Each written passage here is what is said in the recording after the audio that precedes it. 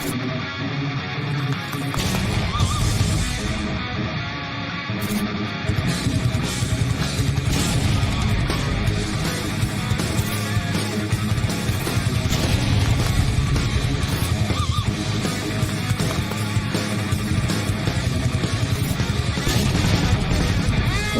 are the Hollywood Paranormal Detectives. That's right, we are. I say that every week, and I just realized I was about to say it. That's what I say every week. Welcome, everybody, to another Wednesday night with Hollywood Paranormal Detectives. Tonight, we have an amazing guest, but before I bring up my guest, I'm going to bring up the number 2 to my Picard. Here he is, Brian. I think that would be number 1. Or whatever. Your Picard's number 2. I don't know. I can accept being number 2, I suppose. Delay that order, Brian. Delay that order. And now I've totally ruined this part of the show because of the Groundhog Day episode. I can't not think of it. Here she is, our own little Groundhog Day. I'm here. I can't help it. It's, when I'm going to introduce you, all I think about is our own little groundhog. Forever the groundhog. I'm sorry. God damn it. All right. Well, this was the first episode I wasn't a steed, so I think. All right, guys. Tonight, our guest is, I hope I say her name correctly, the great Morgan Lee Knudsen. Hey, everyone. Yay, hi. Did I get it right? You did get it right. All right. HPD, I'd like you to meet Morgan, and I'm going to share some facts about her and let you know what she's been doing in this paranormal world. She's been involved in the world of the paranormal for over 20 years. She is the co-founder and lead entity seeker for paranormal research and teaching since 2003. She has also co-created a very unique investigation program called Teaching the Living. And you have, let's see if I can get all this out. You may have seen her on Discovery Channel, A Haunting, T&E, Destination America, Travel Channel, CBC, CTV, Plenty TV, TLC, Crime and Investigation. She's even been on the Celestial Tiger Network in China, and you may have heard her voice on AM Coast to Coast. And she also has her own podcast, Supernatural Circumstances, with her friend Mike Brown. I hope I got all that right, Morgan, and welcome. I think you pretty much covered it, yeah. To HPD. Woo! And that's the truncated version. That's just, yeah, pretty much 20 years later, right? Like, yeah. I mean, that is a resume of the paranormal if I've ever heard one. Let's get this ball rolling. Now, you've said that your grandfather, Dr. Albert Durant Watson, was president of one of the first paranormal associations in Canadian history. He was the Association for Cyclical Research in Canada in 1818. That's so cool. I assume the paranormal was common talk in your childhood home. With that kind of environment, how early was your first paranormal experience? Yeah, well, it was my great-great-grandfather, so it actually goes back even further than that. Yeah, and my first experience, I was quite young. I was about 9, but it really wasn't something that was mostly talked about in the family at all. It was something that wasn't really a big discussion point. Albert Durant Watson wasn't really I think a significant figure to the family. I don't think they understood the significance of who he was, what he contributed. There wasn't that association with it, which was very, very strange because he's, needless to say, a very historical figure. He was even he was an astronomer, he was a poet, he was a very noted physician in Ontario. His house is actually a historical location now in Ontario. You can go see it. Wow. Yeah, and it was funny that his legacy was kind of just swept under the rug by the family, but so my first experience wasn't until I was about 9, and I didn't find out about him until about 6 years into forming Entity Seeker Research and Teaching. So it was sort of this weird like progression, I guess, but it was definitely a calling for me, because as I said, I didn't know about it till much later, so it was pretty cool. So What was that first experience? Well, when I was young, we lived in a fourplex, and this was in BC, and my family and I, we're kind of just going along. I had a fascination with this stuff from a pretty early age, and this place ended up to be really, really active, and there was stuff going on all the time in the house, like we were kind of seeing like apparitions, and there were things like disappearing and reappearing that shouldn't have been there, and like there was a bunch of just like the general kind of haunting things that were going on that you'd consider like, oh yeah, this is typical haunting. And then I ended up getting basically chased up the set of stairs by something that came out of the kitchen very early one morning, and it scared the heck out of me. Yeah, it scared me so bad. But at the same time, after I got over the fear of it, I became very curious, and I thought, what just happened? Like, what is this? And that's where my brain went. So from there on in, it was like, I got to find out everything I can about what I think just happened. And I was really fortunate because I grew up in an era where the investigators whose names were out there were credible people, like Carrie Gaynor, Lloyd Auerbach, people like that. It wasn't this crazy ghost hunting show thing that's out there now. So I was really fortunate because I had there were these resources that were out there that were reliable. So so that was kind of my first experience, and then it just kept going. So it's pretty cool. Were other members of your family experiencing things in the location?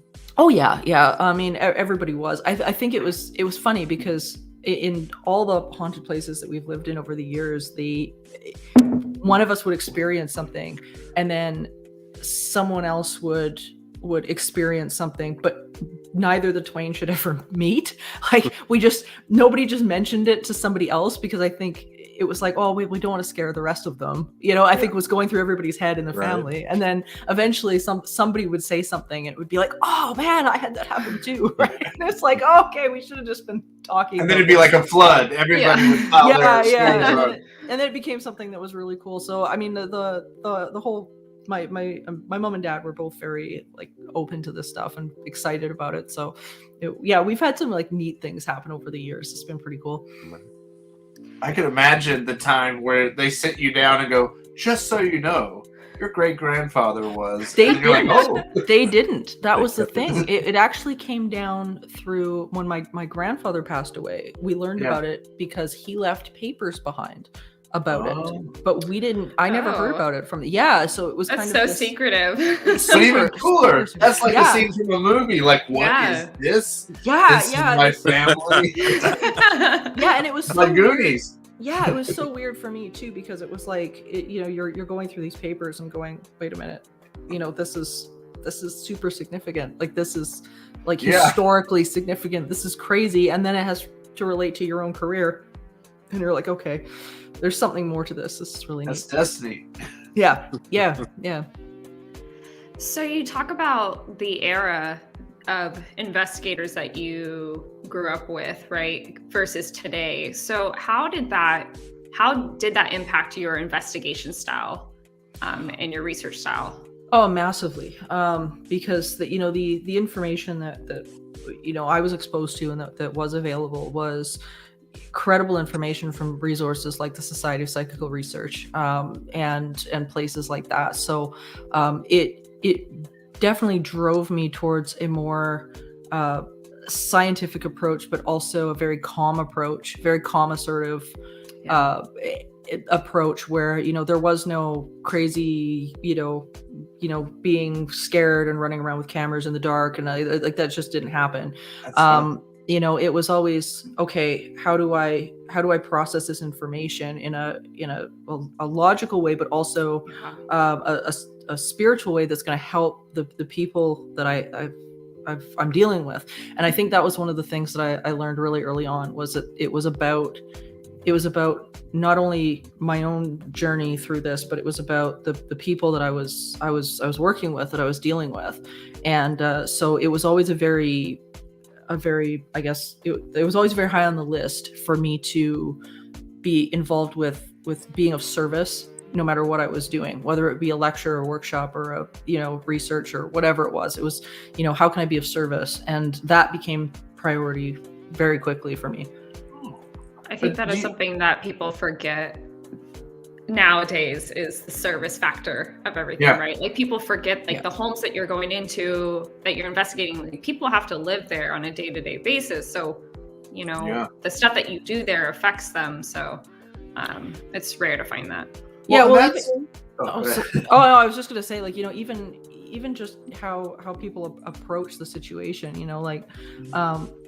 it's never a one-man job. Like you've got to have people, and there's one thing I talk about in my classes all the time, is that if you're going to do this, you have to have people who really know what the hell they're doing. You've got to have the architectures, the architects, you've got to have the psychologist, you've got to have the nurse, you have to have these people, because the individuals that you encounter are, sometimes they're in grief, they're, have like moved the last time they can possibly move, they're going broke, they're getting a divorce. Like you've got all of these factors, these human factors that people completely negate, mental illness, all of these things. And people negate this, and because they want to ghost hunt or something like this. And it's just, people don't realize, I think, the gravity of what's at stake when you're dealing with people that are in trouble. Yeah. Yeah, it's like really calling 911. Like it's something serious. Yeah. And I was just gonna say, in all our time, in any group I've been in, I have never been contacted for a private case, ever. And I find that strange. And like Emily's group and other groups are always like, oh, we had 13 in a year. For some reason, we never get contacted for private cases. I find that it could be the fact that because of the word Hollywood in the name, because that denotes publicity. And publicity is usually the last thing that clients want when it comes to this stuff. They're usually quite either embarrassed, they're hurting, they do not want their names out there. Like the one thing that drives me nuts is when you see these groups pulling up in the vehicle with their like logo emblazoned on the side of the van, and it's like, don't do that. Don't do that, because it's like, because the neighbors, right? Like neighbors start talking, family members start talking, and then bam, it's all over the neighborhood, and then they can't go home, right? So it's like, so all of these little factors, I think, they begin to add up. But I'm guessing if I was to take like a initial look at it, that would be my guess as to what it is. Yeah. Well, and we're also, the only thing people perceive us as is what they see on our little show we do. So they might think like, oh, this is, until adding Mandy and our friend Emily recently, it's just, here's three big guys. Like, I don't want them in our house. But when you do investigate, do you use any particular devices? Well, it's funny because years ago it was all about the capturing of different things. It was all about that for the first number of years. And Steph and I can't even count the amount of capturing, like it was about recording or filming. Yeah, recording, filming, catch it on film. Getting it on film, audio, all of that stuff and whatever. We work with an audiovisual company here in Edmonton as well, who are like, they're the best of the best. They're best in Canada, in my opinion. But at the end of the day, and what Teaching the Living really became about was realizing that this was actually the majority of this was stemming from people and their interactions with what was going on.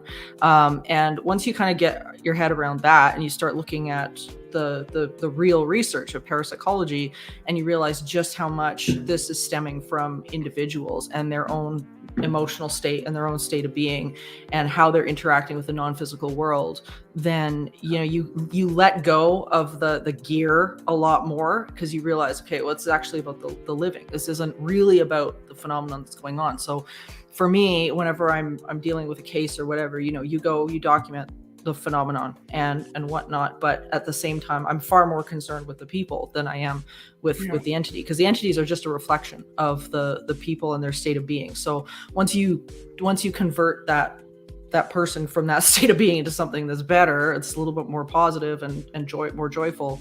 Once they clean up their wounds on the inside, then the rest of it changes automatically anyway. So so for me, it's the gear is like really, really secondary. So, I mean, some of the best stuff I've used is like, I love the tri-field meters. I love the trail cams, good set of cameras and stuff like that for the outdoor stuff. But, at the end of the day, it comes back to the people. So that's where my focus is.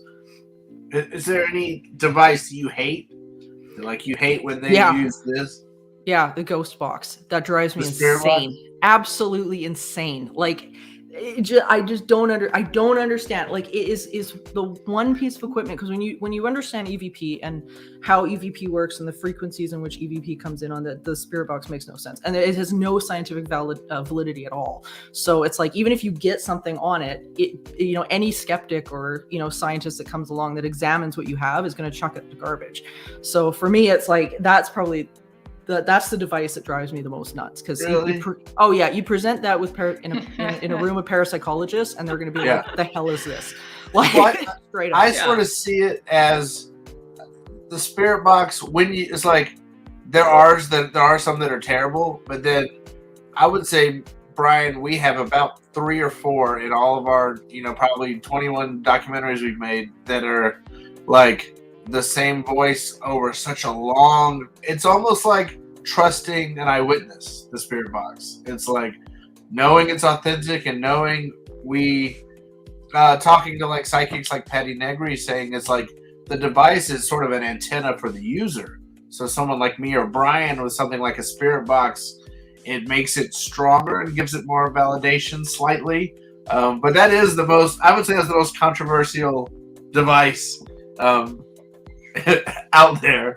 As I say, like in the realm of actual parapsychology, like if you were to bring that to the Princeton labs or the Pear labs or something like that, they're not going to take it seriously. Like it's just for sure. It's just not. Yeah. So I mean, for me, I think the standard for evidentiary stuff or whatever needs to be higher, because that's the type of stuff that a skeptic will turn around and just rip to pieces, right? So it's like, it just, to me, I'm not a fan of. It is I will devil's advocate though. It is like, we have a few times that it's like you have to be there almost. Does that make sense? But that's the problem. Therein lies the problem. Yeah. Therein lies the problem, is that's not replicable evidence. Yeah. And it's not substantiated. A feeling unfortunately is not substantiated evidence, right? So it's like, therein lies the issue with it. Who's up next? Brian, you're up. I think it's my turn. Actually, could you tell us a little bit more about your experiences as the lead entity seeker with paranormal research and teachings? Oh gosh, I've been like, it's funny because it was quite a journey. Like, I mean, when Steph and I started it, we had this.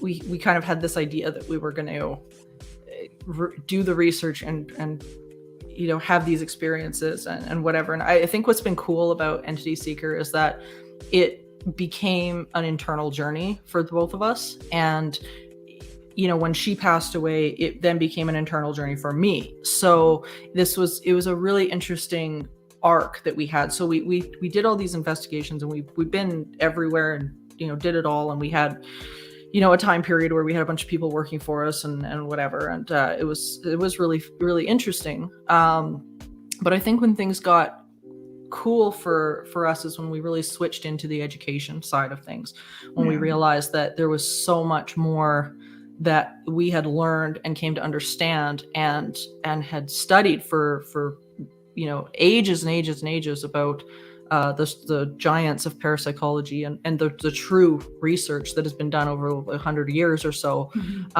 And so for me, the greatest experiences have been in teaching. Like when for a while I was teaching in the social work and psychology programs in post-secondary here, and teaching my program, Teaching the Living.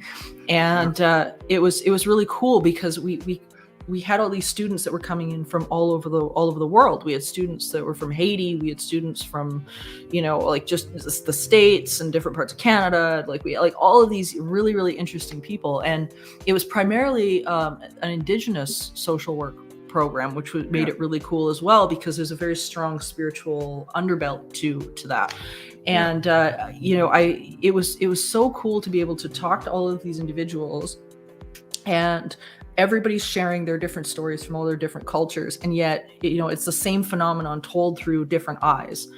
And so it was really great to look at that, and then have all of the knowledge that I have about things that people like J.B. Ryan and Harry Price and all these individuals researched, and then hearing it through the eyes of other cultures. I think that was like really, really cool for me. That's awesome. I mean, I don't think I've talked to anyone that approaches it more as a scientist, and I don't know if even that's the word, as an educator or a thirst for knowledge in paranormal. This is off the question book. Like you approach it with a seriousness that most people don't. Well, that being said, in our more traditional ways, like, are places haunted in the traditional sense? And what's a place you've been to that you perceived as a traditional haunting? Well, I think it depends on what you mean by traditional, because there's so many different categories of activity, right? Like everything from entities that seem like they're intelligent, they're outside of us, that are a consciousness that's intelligent, that's moving around a room.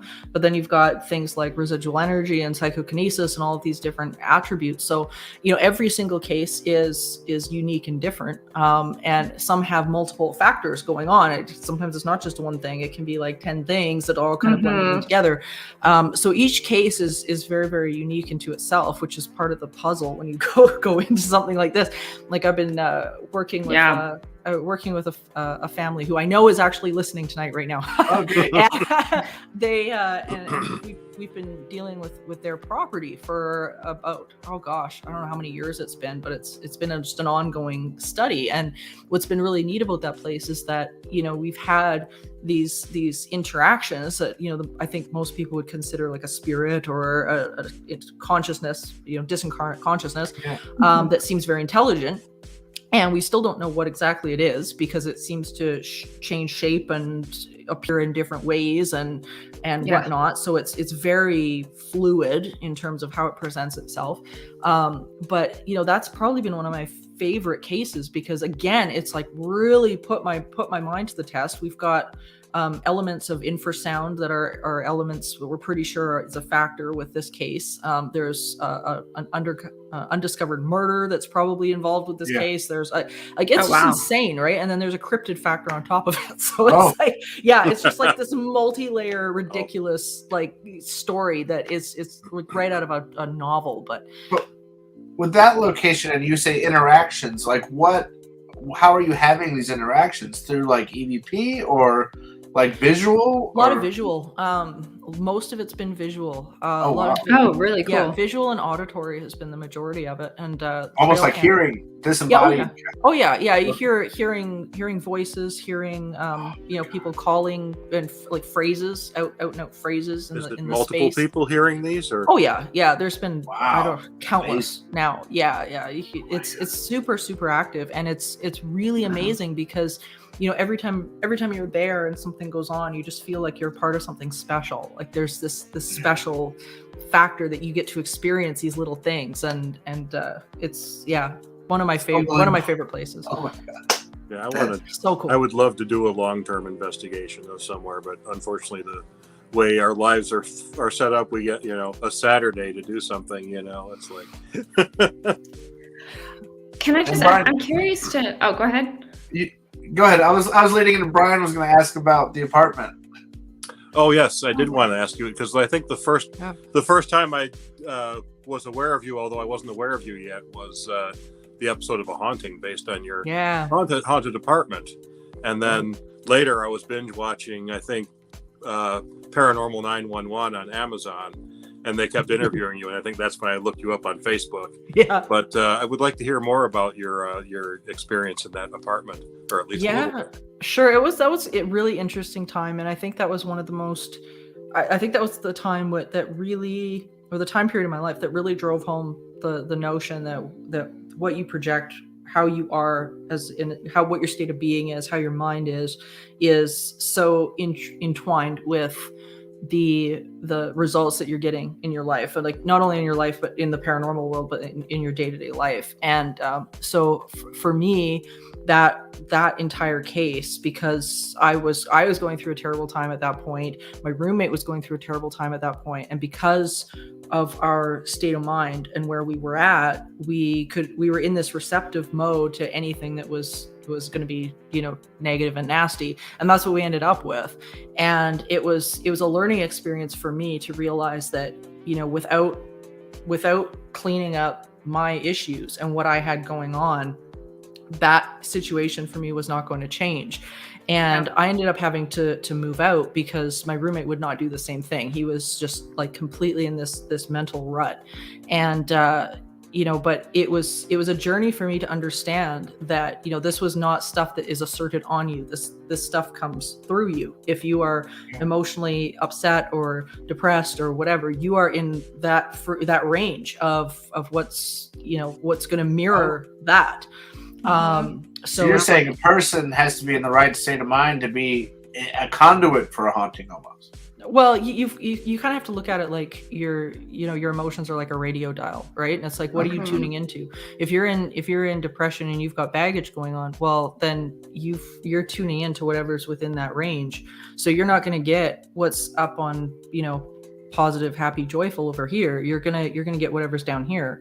So it was an understanding that I had to come to, because if I didn't, then that was gonna carry on with me for as however long it was going to carry on for, until I cleaned up my act. So it was a really great experience, because I caught some incredible EVPs at that house as well, which was really cool for me. But, it was a massive learning experience to realize that it's like, this is not about the entity is secondary. It's like, you have to clean up your own stuff, or else you're going to create the next thing in the next house that you visit. So, yeah.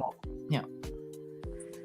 Well, I'm curious to know, so with your long-term investigation, the one that you're just talking about, what is that essentially your goal, is to try to help them figure out what they are potentially doing or creating in their home? Yeah. Or what's your goal with a home investigation? Well, with the one you're talking about, the goal is very, very different, because at this point now the goal is multi-level, because we know what's going on at this point, and now it's a matter of studying and following through and I can't go into too much detail because it's a real open case, but that one is very, very different. For the average case, when I was still doing a lot of client work and stuff, the goal was to get people empowered, because when they start to realize that they are in control of what they are creating. So if they are dealing with those emotional wounds, and that those entities, which is basically, this is what happens, start mimicking back what is going on in their life experience. If you've got a negative entity in your house, I guarantee you it is an indicator of where you are emotionally every time. Mm-hmm. Every time. There is no exception. And so if you've got, really positive stuff going on that's like really cool, and you're getting visitations from grandma and all that stuff, you've got it going on, you don't want to change that. You want to keep that going. Like that's the connection you want. But if you're at the other end of that spectrum and you've got stuff that's going on in your environment that's blowing up, I can promise you that there's other stuff in your life that's blowing up at the same time, and it's because of what you've got going on within you. It's never just the paranormal stuff. It is always like, oh, I've got a breakdown with my kid, I've got a breakdown with my family, my job sucks, I hate my life, there's something going on. There's a breakdown everywhere, and they are a fantastic indicator. later. That's why I mean, negative entities, they can be terrible, but I love them for that, because they will only get worse until you clean up your stuff. So it can be a really positive thing to have one, because you go like, hey, wait a minute, okay, there's something going on.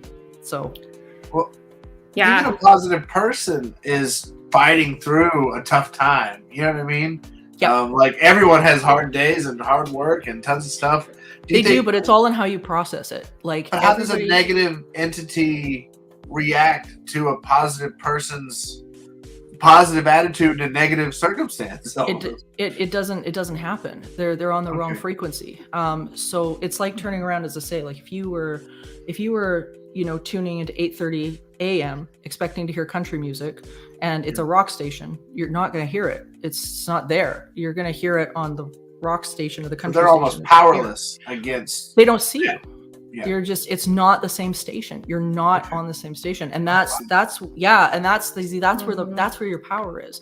And that's what, people need to really get an understanding of when it comes to parapsychology, is that this is emotionally driven. And when we understand that this comes to us, it comes through us, not to us. When we get that in our heads, then this stuff can get cleaned up really fast.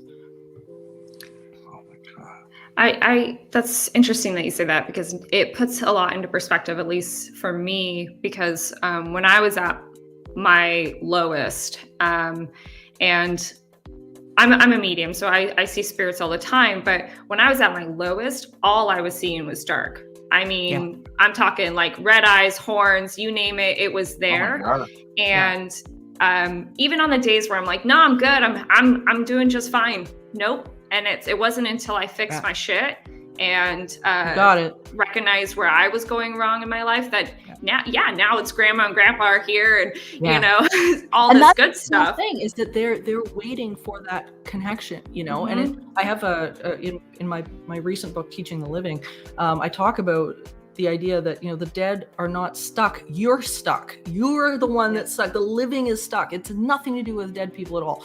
It's, they are constantly waiting for us to get to that next connection. But it's like, if we're not cleaning that stuff up, we were so out of range of where they are and what they're waiting on. And that is such a good way to look at it. Yeah, it's like they are waiting for that connection, and it's amazing. And I mean, I don't talk out of my hat either. I mean, let's say I lost my best friend Steph at a very young age. She was 27 when she passed away.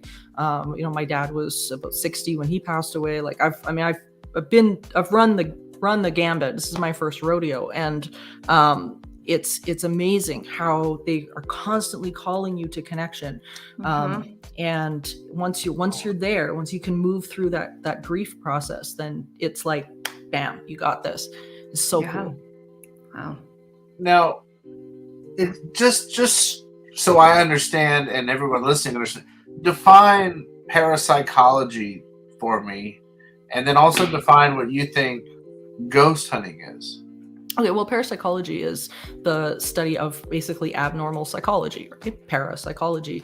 And it was developed, probably around 100 years ago now. The Society of Psychical Research was developed in the 1800s, and whatever. But it's the scientific study of consciousness, and it's bridges far beyond ghosts and ghost hunting. It is the bigger question of what is consciousness, the survival hypothesis. It is the science behind, what we consider the big questions. Is consciousness fundamental or emergent? Is this something that is survival after death, or is this, strictly psychokinesis? It's, the study of ESP. It's the standing on the shoulders of giants like J.B. Ryan and Harry Price, and the people that founded these studies and what we now move forward on. And for me, the idea of ghost hunting is like a really rudimentary practice of what a tiny little piece of parapsychology that hasn't really become parapsychology anymore. It's now become something that I think a lot of people have looked at other TV shows and seen what these people on the other TV shows are doing, and they repeat the same thing within those parameters without going to guidebooks like the investigative techniques of the Society of Psychical Research, which is available. It's stuff that is replicated based on, I think, things more like popular culture and stuff like that. Books. I just got these big encyclopedias of the occult and psychology. I have 3 volumes. Wow. I started reading them at the beginning at lunches, and I'm only about 60 pages in.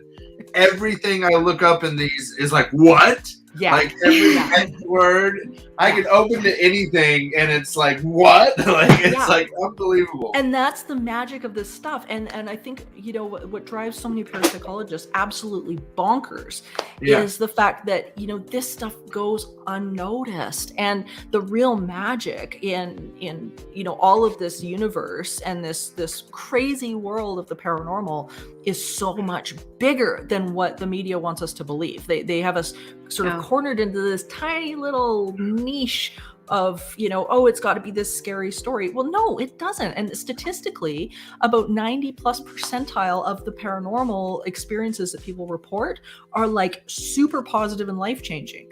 And you've got the TV shows that are like they're pulling the 3% of the stories that are super scary, but it's not the majority of it at all. And statistically, people find hope.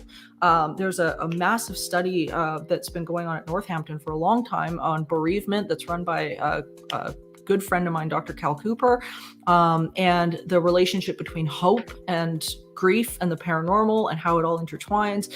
And like there's so much more than what these shows like delve into or are willing to give us, which I think is kind of sad.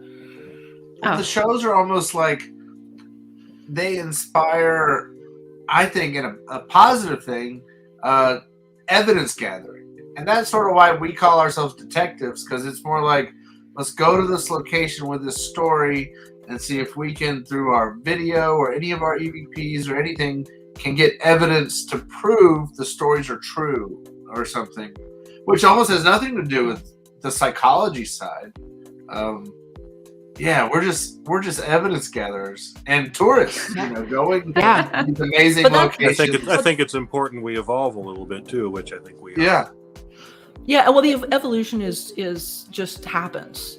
You just get to the point after doing this, like I did, for a while. I was there too. I was exactly where you guys are as well. And you just get to the point where it becomes very finite. You get the same things again and again and again. And even though it's cool and like it is amazing and wonderful, and you get these amazing glimpses into the spontaneous phenomenon that's happening.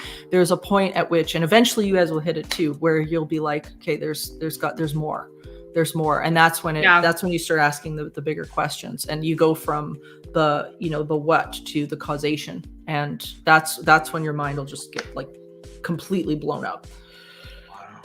Well, I think that's where it can get really interesting, which we don't really see on TV now is, people ask, well, like who's here? And, you get the same response, like someone's here. I want to know, like, why are you here? How are you communicating to us? What is life like for you? Where are you even? Like, what dimension are you in? There's so many questions, and it could just snowball from there, but nobody's asking those questions, right? Like we all know these places have spirits.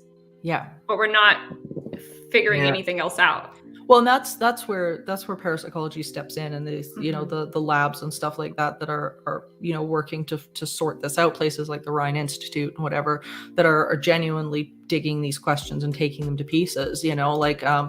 One of my favorite investigators, Dr. William Roll. I mean, the stuff that he was contributing in the realm of quantum mechanics and quantum physics and parapsychology, and understanding now that we can get a hint as to how mediumship works and how residual energy works, and these people that are contributing, I think, on a broader scale. And that's where, to me, that's where the answers are going to come from. It's going to come from asking the bigger questions, because once we understand that, and we understand how consciousness is existing in our world, because we're leaning now towards the fact that consciousness is not emergent, it's fundamental. And once we can understand that and get our heads around that, I think a lot of these questions are going to get answered relatively quickly. But it's shifting that paradigm of how people see consciousness, and they're too ego identified. It's all something that's coming from the brain, and if somebody dies, then then that person must be a spirit, and it's like an it's invisible very like person standing there. yeah, and it's like it's very limited thinking, when it's like no, we have to think broader than that. That there is a consciousness that we return to, that is infinite intelligence, that there's something else that is much bigger than our limited perception of like, oh, it's a ghost. It's like no, we're past that now. Research wise, we're so past that. We're in this new realm, right? And it's like people got to start asking the bigger questions, and once they do, then all of a sudden, bam, you've got this like whole nother set of options that opens up. Oh, for sure. I mean, we've stopped asking, is anyone here with us talking in this light? We've stopped that a long time ago. I like to, everywhere I go, I like to pretend I'm time traveling. Like, oh, I'm in the Queen Mary. It's the 1920s. Would you like a drink? Would you like? I sort of change. We go to the gold field. I'm a cowboy, and I'm looking for gold. Who's got stakes? I try to think of it. That's sort of the fun for me, is going to where I think these ghosts were from, or these spirits were from, and making them feel comfortable, and now or making them believe it's when they were alive. Brian, are you up? I am, I think. Can you tell us a little bit about the circumstances that led you to create your Teaching the Living program? Yeah, it was just the natural progression of what Steph and I were noticing. Steph and I were always very big into trying to understand human functioning, and we spent a lot of time just analyzing people and looking at people and trying to find patterns, because when we were listening to people telling their stories, there were so many individuals that just kept saying, oh, this came out of the blue. Oh, this came out of the blue. I don't know what happened. This just started happening. And I mean, that's never true in any other situation in life, right? Like if you've got a crappy job, yeah, your boss might be crappy, but guess what? You're still there, right? Like this is always, no matter how flat you make a pancake, there's always two sides. So you have to have some sort of involvement in it, right? Like that's just how it is. That's just life, right? So that's just life. And so we started to look at, okay, well, what is the involvement here? What were the triggers? What led up to A, B, C, and D happening? And when we started to take a step back and look at the bigger picture and the what was going on, you began to see a red running thread through every single case, and it's the people. So when we started to run that thread through all these cases, and then we started to look back at investigators who found the same thing, like Dr. Scott Rogo, Dr. William Roll, all these people, who were backing this up. And then Steph and I just took it to the next level, because we began to realize that there is even more to it than what they had begun to understand. So which I pile all into my book, but we sort of took that up a notch. So it was really a matter of us sitting back and deliberately looking at the patterns, not to do necessarily with the entity, but to look at the human functioning, the human patterns that were going on. And it was after that, it was glaring. Right. Well, so you're saying after multiple. Oh, go ahead, Brian. I've found when I watch, obviously the ghost hunting shows and the kind of stuff that we're doing currently is more entertainment as far as I'm concerned. Sure. I mean, obviously, I believe that there's stuff going on because I've experienced enough to believe it. But I notice when I'm watching, which actually are my favorite style of shows, are the recreations like The Haunting, or I like you're the Paranormal 911 or Haunted Hospitals or whatever. Is I like to sit and watch those and try to speculate on what was going on with the people that are experiencing these things. I believe they're experiencing these things, but I also believe that they've got something going on. And most of the time, even though the shows a lot of times don't even hint at it, you can just tell from the tone of their voice and their cadence that they're not telling you the whole story. Yeah, or they haven't been honest with themselves yet. right enough exactly. about what's going on. I'm saying I've noticed that I do that when I watch those shows, is try to figure out what else is going on, because I know it's not just, oh, this house is haunted. It's there may have been something in the house, but there's a reason why it's active. Yeah, there are no accidents. People that are there. Yeah, absolutely. Yeah. There are no accidents, and everything happens in succession and for a reason. And it's interesting when I'm getting the cases for haunted hospitals or whatever, I can always tell what kind of experience the person has had or I'm going to read about based on how they frame it verbally, because there's the way they tell their story and the way they frame their story will tell you immediately the type of experiences that they're going to have. It's like, I was terrified, or, I was in this job and I was, nervous. It was my first day. Boom, there you go, right there. That it's going to be an experience that's going to reflect that, or, oh, my father just passed away, and I was like still going to work. Okay, well, what's going to be the mirror of that, right? So it's like, you kind of know right away what they're right. Yeah. What's going to happen? I do that watching the shows. Like, well, this person was obviously, and I don't know if I sense sometimes like, well, this person was abused, even though they're not coming right out and telling you they were abused. And there are always hints and clues in, what they're telling you, and what the, whether it's narration or whatever, that obviously came from the people, the information. It's like, well, you can piece together a pretty specific story about what was going on in this family that led to this negative experience. Yeah, it's usually why it's usually not why, it's why not is what I've found. Is it's like, by the time people are done telling you their story, you're like, yeah, of course you're having a crappy experience. Like, right. No kidding. Like, you honestly think that you can, exist in this emotional turmoil and then think you're going to have a good time. Like, no, that's not how this no, it's not how it works, right? It's like when you're talking to somebody who's had 10 failed horrible relationships, and then they're getting into their 11th, and what's going to happen. Like, it's just like, you've cleaned up nothing, you've done nothing to solve this problem, and now you're going to go into this next one and think that this is going to be different. No, you're the common denominator is you, always. Dang. But that being said, it's like, I'm sorry. Go ahead. I'm gonna ask just a follow up. So you're so being focused on people being the catalyst mainly for hauntings. Do you enjoy traveling to like haunted locations like the Queen Mary or something? Like, are there any locations you'd love to visit? Yeah, I would love to eventually go over to the UK, because there's so many places there that I grew up reading about and whatnot. So I think places like Lep Castle, places like that. Yes, that's my dream, is Lep Castle. Yeah. Yes. It's fantastic places that, as I say, like I grew up reading about and studying, because you don't get to this point to not looking at these places.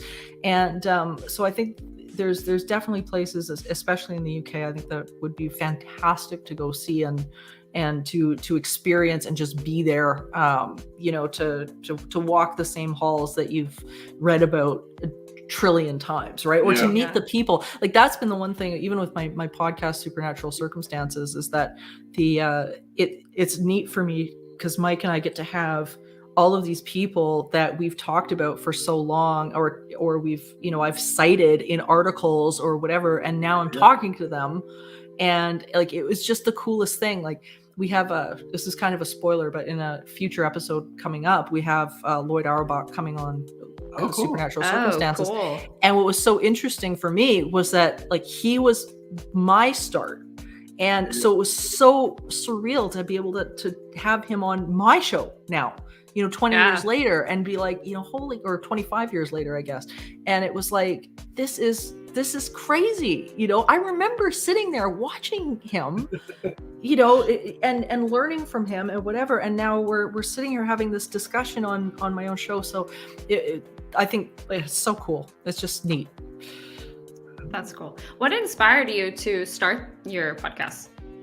Oh gosh, it was conversations like this that I wanted to have, and I wanted to have people on the show that were getting overlooked. information that was getting overlooked in parapsychology. So, we've had on Lizette Coley, the president of the Parapsychology Foundation in New York. This past week, it was Dr. Cal Cooper, who I was just mentioning. Yeah. We've had on some incredible people, and Lloyd Auerbach, and so we're trying to bring information from the true roots of parapsychology to the forefront, because what I've found over the years, and no matter where I'm teaching or what I'm doing, I find that people don't know like the legit real stuff that's going on in history about parapsychology, first of all, but the new information that is like mind-blowing. They don't have access to it because everything is about whatever's on TV. So my goal was to have, and Mike's goal as well, because he's such a huge proponent of this idea, was to have the big conversations on a platform that people could find palatable, that wasn't a white paper that they had to read through. It was, in a format that was digestible for them. Yeah. Makes sense. I love that. But so things like the Wendigo and Dilettante Pass are kind of outside of your box. Yeah. Very much so. Yeah. Well, the so Wendigo wasn't per se, but the Dilettante Pass. That's sort of. I guess that is psychology. If you're seeing how the native people perceive the Wendigo. Well, is that another reason? A big chapter in my book as well. I wrote in Teaching the Living. Yeah, I wrote a good chapter on that because a friend of mine had who I've worked with for about 15 years. He had an incredible experience when he was young with a Wendigo. With a Wendigo, which was phenomenally cool, but terrifying. And it was all tied into a lot of precognition and the fact that he's quite intuitive himself, and there was a bunch of factors that went into it. But so the Wendigo was a huge fascination for me because it was this ever morphing thought form that seemed to run this weird knife's edge between something that was psychological versus something that was spiritual. And so for me, it was very interesting. There was a fellow by the name of Nathan Carlson here in Edmonton who wrote a thesis on the Wendigo and Wendigo psychosis. And it was very fascinating to me because there was nothing about the Wendigo psychosis that read as mental illness. And his argument was that this was not mental illness. His argument was that there was something else that we didn't understand that was going on. And he's an ethno-historian, and First Nations as well. So he was a super knowledgeable guy. Yeah. And so he wrote this thesis on it.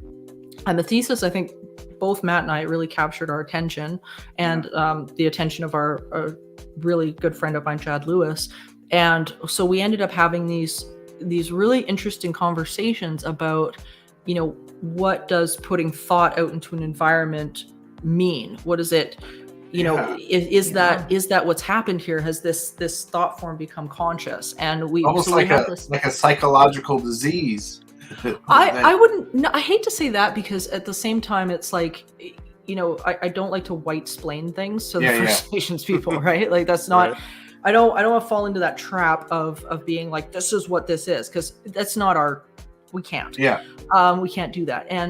But I think there's a great discussion to be had about how when we put focus into something and then that thought becomes conscious, is that what's happening here? Is that this entity is now in existence? Because the thing with the Wendigo that's cool is that you can't actually go back in time and pinpoint where it started. There's no way to do that. Like it's just there. So, it's sort of like a chicken and egg. What came first, the thought or the entity? Did people start describing this thing because they were having experiences, or were they having experiences and then started describing it? So it's a real mystery, but every time we get a case or there's like a witness that comes forward or something like that, to me, it's always like, okay, like maybe this is a little bit more of the puzzle as to what this is, because it's probably one of the weirdest stories, folklore stories, and there's so many directions it can go. Yeah, totally. And depending on which culture you delve into, it's a little bit different. So the Wendigo described in the East is not the Wendigo that's described in Alberta, for example, or because I live very close to one of the most significant cases in Wendigo history. I'm about 20 minutes from the location, and it's just no matter where you go, everybody's got this different descriptor, and it all gets factored into this one like creepy monster, and it's really fascinating to me. Well, it makes you wonder too how many hauntings that people claim are hauntings are actually thought forms.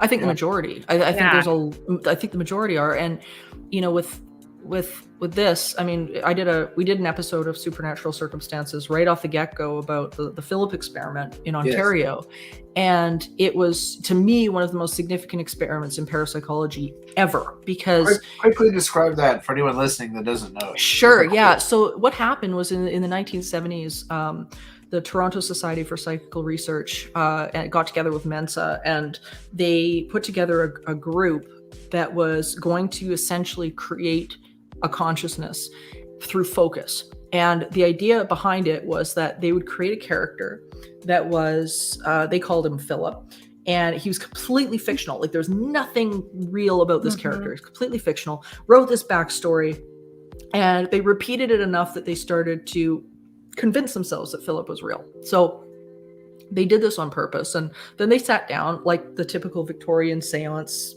type setting, and they tried to contact Philip. And for the longest time, nothing happened. And about a year went by, and they were like, man, I don't know if this is working, I don't know what's happening. And then they realized that what they were missing was joy. They were like, oh, all these people, when they were back doing this, 100 years ago, they were having a lot of fun. Like, they weren't sitting around being all stoic. They were having a lot of fun. And so they added that in, and within about 48 hours, they started to get responses. They got knockings, tappings, things were moving, furniture was moving, all this stuff, and all in response to being asked, like, hey, Philip, how are you? Knock, knock, knock. Or, hey, Philip, how are you? Table moves, right? Like, and directly in response to the person asking the question. But what was interesting was that Philip didn't know anything that was beyond the scope of what the creators knew. So they, for example, like if they said, Philip, were you born in 1862? And the original date they had written down was something else, whatever, he would probably say back to them, well, 1862, or something that wasn't necessarily correct, but it was what that person had created in their head about it. So they had created this consciousness, which was essentially psychokinesis. And then they attempted it again with another group, and they built up a character called Lilith, and the same thing happened. It was completely replicable. Wow. And so what was so significant about this was the fact that we begin to realize that our consciousness and our focus has the power to create, and we can create thought and something that is thinking outside of us.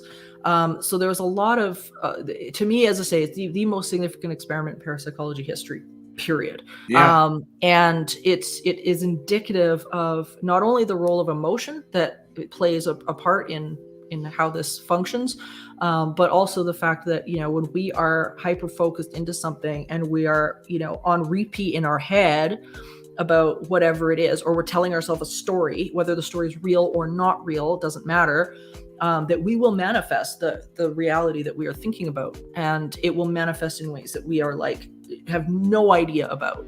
So it's a really, really crazy thing. But to me, the Philip experiment is by far a crucial part of paranormal history. Absolutely. I mean, so as paranormal history goes, you've been a part of so many shows too.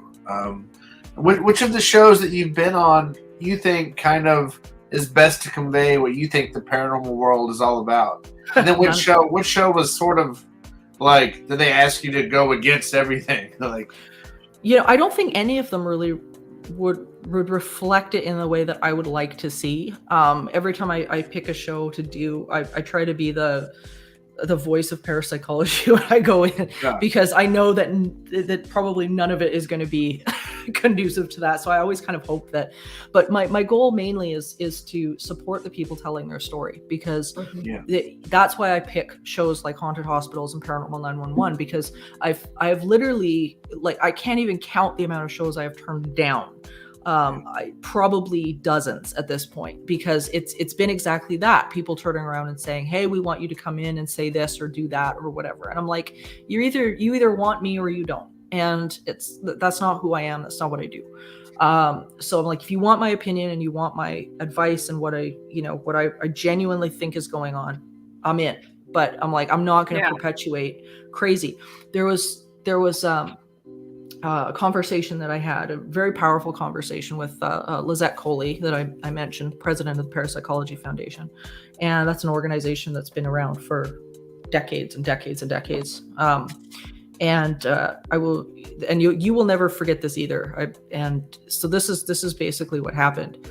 So she is stationed in New York, in Manhattan, and Lizette, on the awful day of 2001, 9/11 hits. Buildings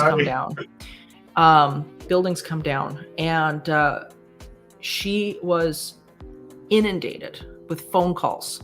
Inundated. Not of people, asking, are you okay? Not of people asking any of that. It was people who had been sucked into the belief that if you die a horrible death, then you get stuck and can't move on. Oh, no. And it was bereaved relatives, terrified that they had just lost their love. They had just watched their loved ones jump out of the Twin Towers to their death. And oh my God, my loved ones are stuck. What am I going to do? That is misinformation that is absolutely inexcusable. And for me, and she had the unfortunate task of trying to explain to these people that doesn't happen, and that their loved ones, non-physical moves on. There is no stuck. Non-physical, once somebody's in non-physical, they are pure positive energy, that this is something more. And that story, and I repeated it actually to one of my producers when I was doing this last season, because I said, we have a responsibility as investigators and perpetuators of this information to not do that. We cannot do that, because we forget. Everybody thinks, the audience wants a scare, the audience wants this. No, we have an obligation to stand on the shoulders of the giants before us in parapsychology and to give the right information. And it doesn't include that your loved one is dead and is stuck and can't move on. That's crazy. Yeah. And, and that's the repercussion is seen in situations like you have, at 9/11, when everybody's calling terrified. That's not okay. Mm-hmm. So for me, every time I pick one of these shows and I come on to, if I'm giving this information, or you have to take it seriously, because the audience that is listening is, you don't know who you're talking with. Mm-hmm. And something like that happens. And, now what? What is our responsibility? So I've turned down a million shows. If I could rewrite a number of the, shows or have more influence in them, I definitely would. But I think it's a big question that people need to take very seriously. I think your approach would be best conveyed to a long documentary to show the facts, show the research. You know what I mean? I think it's got to be in a situation that's, as I say again, palatable for people. It's and that's why we did Supernatural Circumstances, was because it's got to be in a way that people can come back to, again and again, because and sort of infiltrate that culture on a higher level than what's being presented right now. Just lift the conversation, just elevate the conversation just to a little bit more, and you begin to solve the problem, I think. Wow. Oh, for sure. Because the misinformation, that's like irreversible damage to people and their lives. And at the end of the day, when you go to the other side, you have free will, so this idea that people can get stuck and trapped, I don't know. It's a hard one for me. Well, very pervasive is what it is. Yeah. Very much so. And in my statement to the people like that is I always just say this universe and the energy that all that is that has formed stars and smashes apart planets does not need our help to deal with people dying. Yeah. It does not. It's almost an entitled position to take, to think that the universe needs our help. It really doesn't. It's. I consider myself somewhat of a paranormal idiot in that I know something's going on because I've experienced stuff, but I always feel like it's almost beyond my understanding the things that could actually be going on. Well, we don't know. That's the thing. We don't know. We don't know, and there is so much that is unanswered, and the journey is the fun part. That's that's where the it's the experiencing of this stuff, and in synchronicities, and in things that are happening in our life that we can't explain, and learning how to understand that and understand our role in it. I me're that's what this journey is. That's what this is about. So it's like if we're on board with that, then I don't think we can get it wrong. But at the same time, if we're out there and we're presenting this information, we've really got to hold ourselves, I think, to a very high standard, especially now in this day and age. Oh. Yeah. Well, I'm curious to know then if, because I heard you talking about the creepy monster and you're like, I'm so fascinated, which is, that's really cool. But do you ever get scared, or do you ever have moments where you're maybe not feeling great about something? I think I've learned to be an observer of the fear. So yeah, I've learned to replace fear with respect, because there is something there that we cannot control. You can't put your hands on these things and physically manipulate. There's just too many unknowns. And so for me, it's a respect of the energy. I'm also a fire performer. I use fire arts in my lectures all the time, and whatever. And I, fire breathe and fire eat and all that kind of thing. And, that's one thing you learn very quickly in the fire arts as well, where, it's a respect that you have for this element. You can master the art of manipulating the element. You are never going to master the element ever. Yeah. It's always going to do what it's going to do, but you can learn how to interact with it in a way that is phenomenal. And most people look at it and go, that has to be a trick, or that's magic. It's not. It's just understanding the element, understanding your fuel bases and your science and thermal lag and all the things that go in between. But this is kind of the same way, where it's like you're never going to master what that is. You're not supposed to, but you can master your own fear and your emotions, and you can learn to understand and read those emotions. And when things are going south, then you feel it. You really do feel it. Like if I'm gonna do something with fire, whatever that happens to be, a photo shoot or whatever, or I'm teaching with it because I use it in my lectures. Then if something's not feeling right, don't light it. Don't light it. You understand that instinct is telling you something. And it's the same thing with this, where it's understand when you feel the fear, what's it telling you? What is it telling you? Because all of these emotions, it's all indicators. Yeah. So you come from it as such a educated kind of, I don't know the word, just parapsychology approach. Do you feel like you're in any way have senses, like a medium? Or is it all, you feel like you're perceiving it psychologically, or do you sense things the way a medium? Listening to you talk, I want to get Patty back on here and have y'all talk to each other. Patty Negri, who's a good friend of the show and friend of ours. I want to get have you guys talk to each other and compare psychology with spirituality and see if it's the same feelings. I think it is the same. I don't think you can't be in touch with yourself, heart and mind, without being in touch with the spiritual side of it. You have to be, because without that, you're missing a chunk of this. I always say, the paranormal doesn't speak in English. It really doesn't. It's a different language.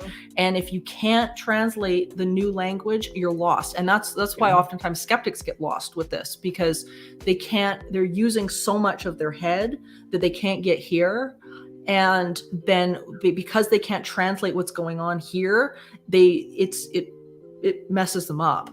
And so for me, like it's been a journey to be able to listen to those instincts. I call them instincts. I've got a book actually coming out about that later this year. And it really is about understanding that instincts and to have the faith in those instincts, and then gathering the data about what's going on around you. It's every little piece of it is a part that you've got to sift through. So for me, like I've been doing a lot of work with things like channeling. I do a lot of meditation. Trying to keep those connections open, because when one's working and the other one isn't, you're going to get messed up, especially as a woman, because with women are so much about here, and if you lose connection with this, then you've really lost connection with that Totally. that overall spirit. Yeah, like Mandy, you know what I'm talking about. Yeah. When this ain't right, it's not working. It's not working. What is this? Yeah. I don't know what this is. Yeah, but it's this sort of this double connection. It goes for guys as well, but I think specifically with a lot of women, it's like once if you get in your head, when people are in their head too much, then they'll lose connection with that whatever whatever you want to call this is. Yeah. But that consciousness, you kind of lose connection. And then once you don't have that emotional guidance anymore, then you're gonna miss a lot. Yeah. You're gonna run yourself into trouble. Well, that's great that you can, with all that education, still be so open spirituality. Like that. Oh, you have to. I mean, you can't get into, especially the world of like quantum stuff and whatever. I mean, it is just completely intertwined with each other. Yeah.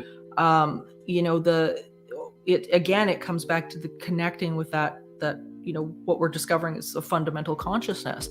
And if you can't process that, and you can't connect in with this stuff emotionally, because that's the language that the paranormal speaks, it doesn't come necessarily through verbal language. It's going to come through a myriad of other things, and not necessarily even through apparitions or oh my god, this thing moved across the table. Sometimes it comes in butterflies and birds, or in my case often ladybugs and rainbows. That happens frequently for me, but it talks to us in all of these myriad of ways, and when we lose the ability to connect with that, then we're missing something.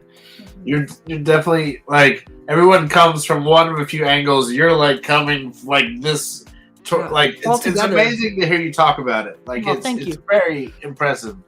And I'm warning you, we're going to be sending you questions for a long time to get your opinion. And I'm already imagining getting you with some very tech heavy people and see if I can start a debate about device tech versus psychological art. Oh my gosh, we're running out of time a little bit. Brian, you have one last question, maybe?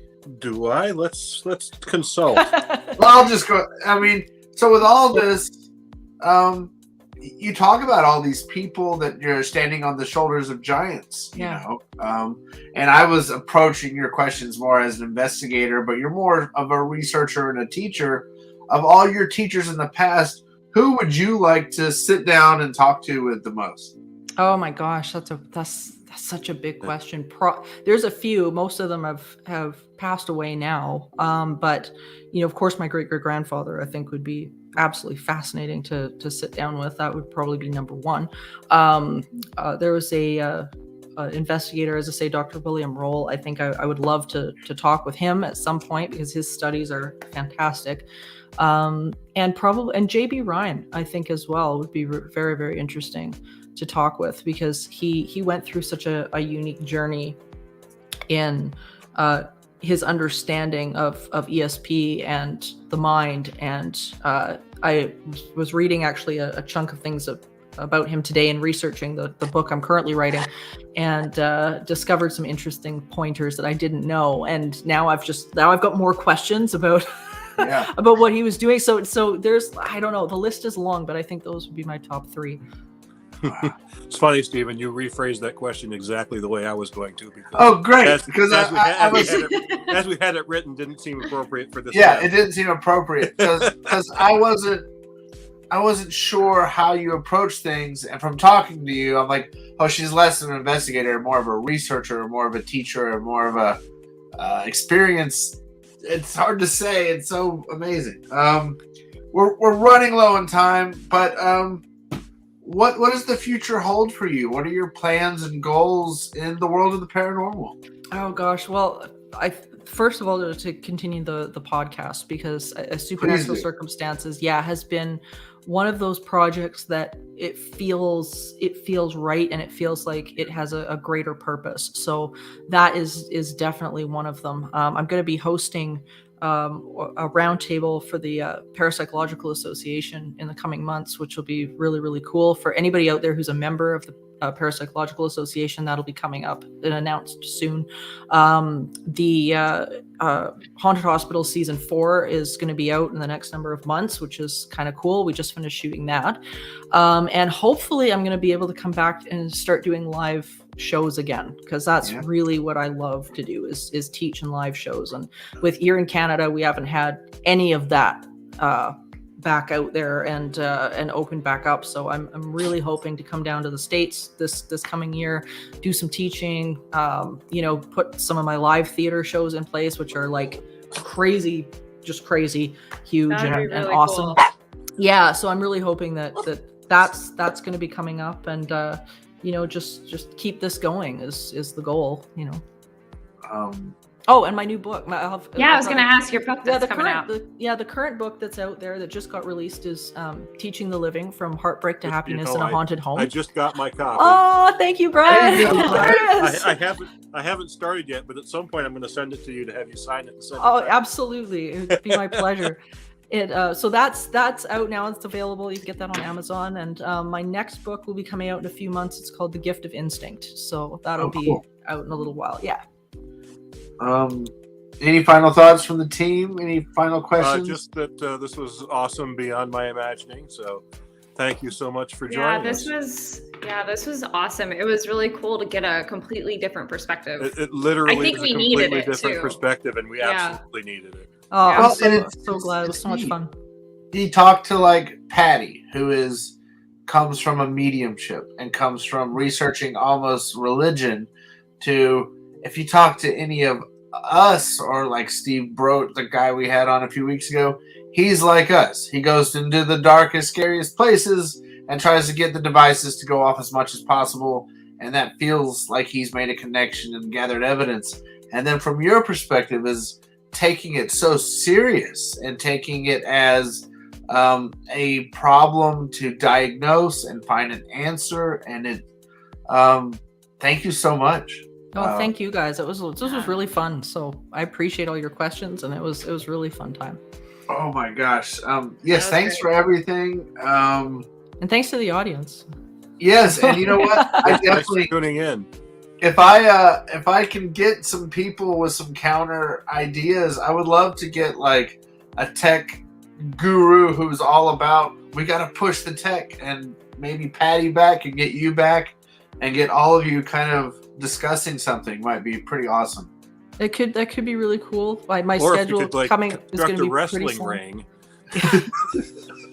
My schedule coming up will be pretty slammed, but we'll see. We'll see what timing's like and stuff like that. With my next number of months is just like I don't even remember what a day off was. So.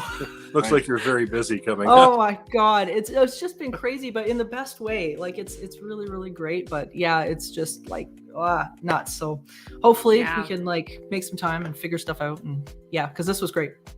Yes. All right. Well, I'm going to drop you down and you can log off if you want. And any questions or anything, just send me messages. But it has been such an honor to talk to someone with so much experience. Thank you so much. Thank you so much. Thank you. All right. Bye. Good night. Wow. That was So so good. unbelievable. That was so Right. good. That was Really great. It's great that she.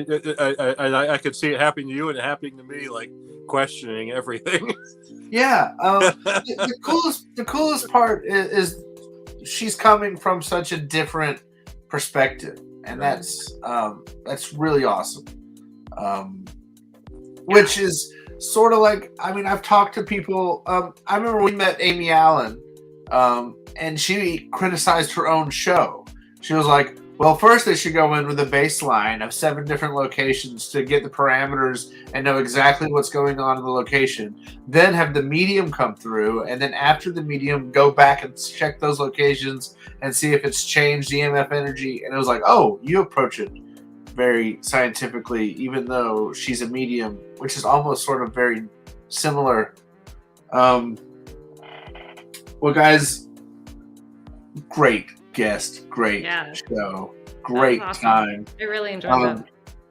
Everyone still listening, please check out Supernatural Circumstances. You can find it a lot of places. I just go through the link on her Instagram and just start listening. I listened through in like 3 days. I listened to like almost the entire podcast history.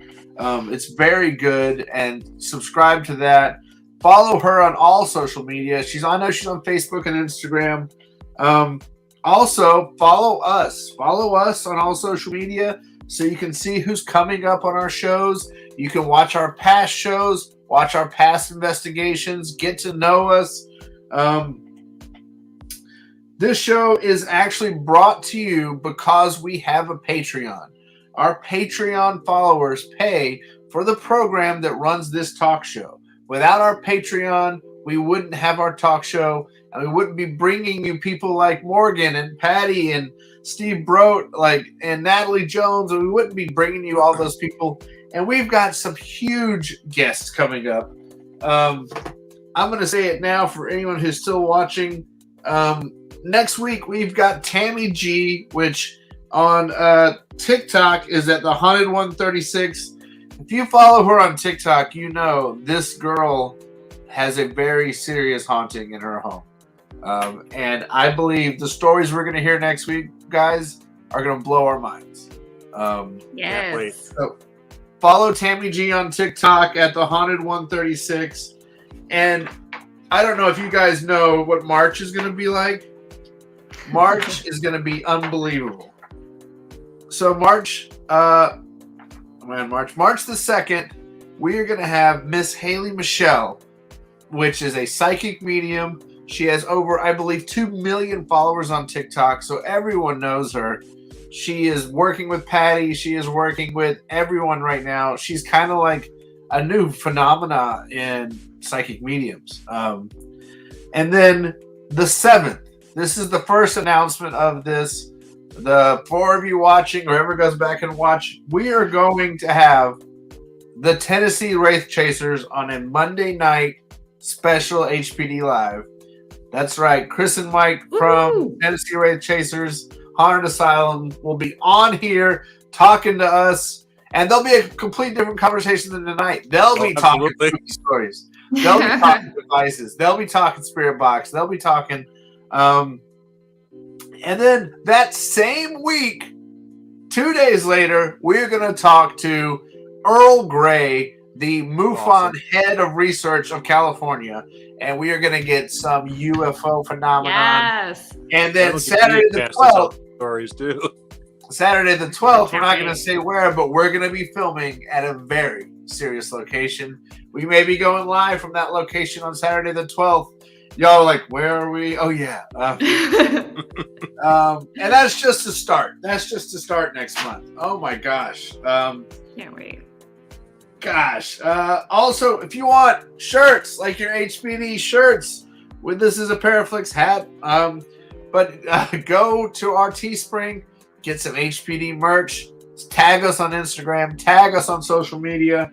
And if you want to see Mandy in action, you want to see Emily, who's not with us tonight, you want to see Brian and me back in action, our new season 4, which we are filming this weekend, will be on Paraflix. Follow the link tree in our bio. You can only see season 4 on Paraflix.